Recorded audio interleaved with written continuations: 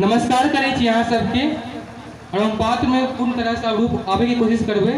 तो नमस्कार कर रहल छी अहाँ सबके, उम्मीद करै छी अहाँ सब ठीके होबे।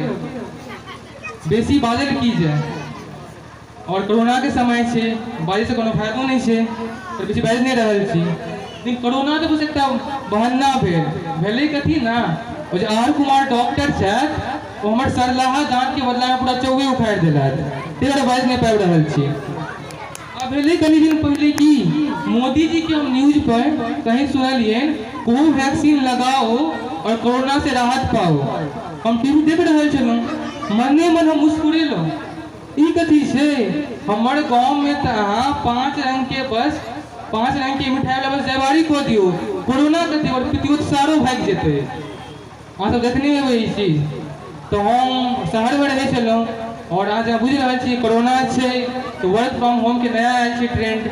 तो वर्क फ्रॉम होम बारे हम 1 साल पहले गाँव में एलहुँ, बड़ दिन हो गए गाँव में एनाइ, देखली केना जनजीवन छे। और सबसे बारीक चीज जो हम नोटिस के लिए कि वो प्रभाव केना को पाबि रहल छी चुनाव के, जे भोज भात में जिनका बड़ इंटरेस्ट छनि, जे बड़ दिलचस्प छनि, हुनकर लाइफ के केना प्रभाव पड़ रहल छै।